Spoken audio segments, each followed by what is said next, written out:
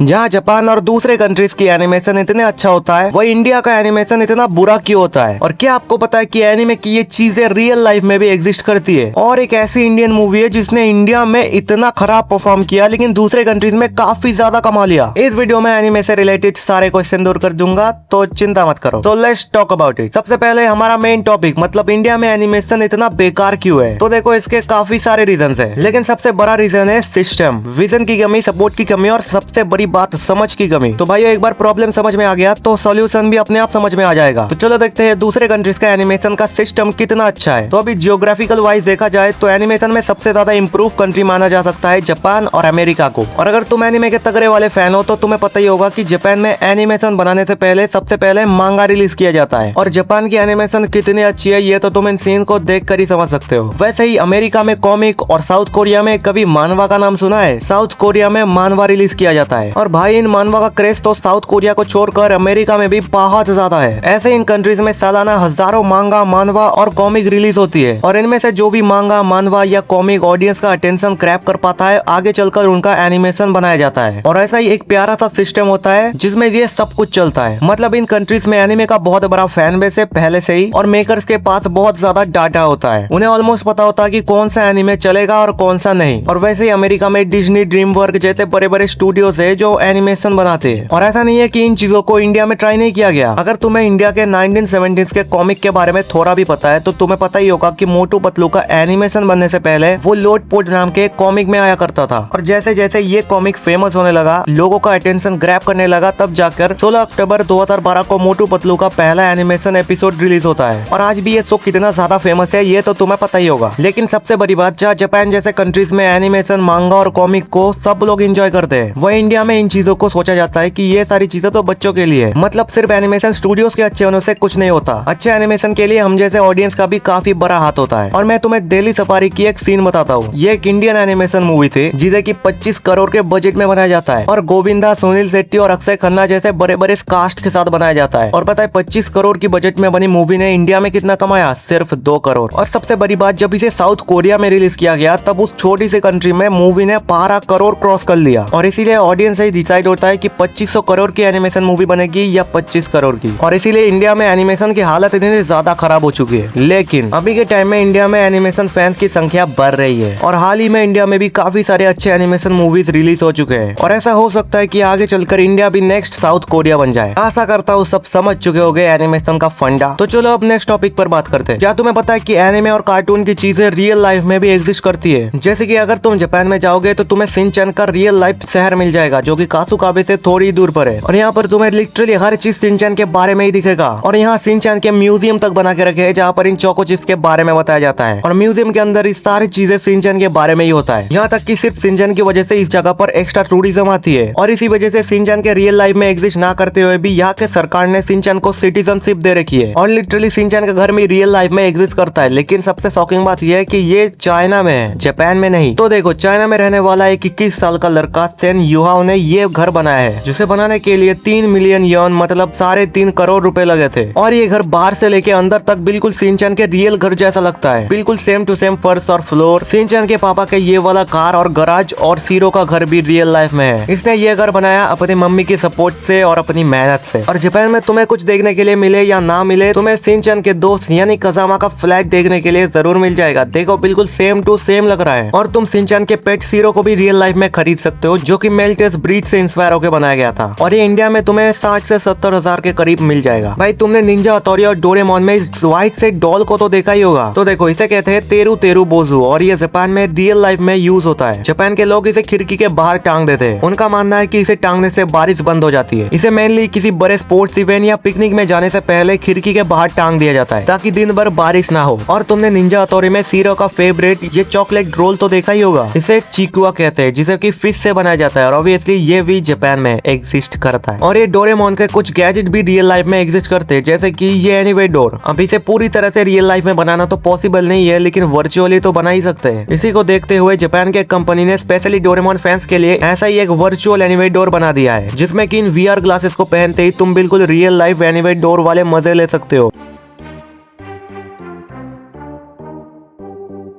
और ये मुझे जिंदगी में एक बार जरूर लेना है। तो यार अभी के लिए यही बस करते हैं। अगर नए हो तो लाइक और सब्सक्राइब ठोक देना।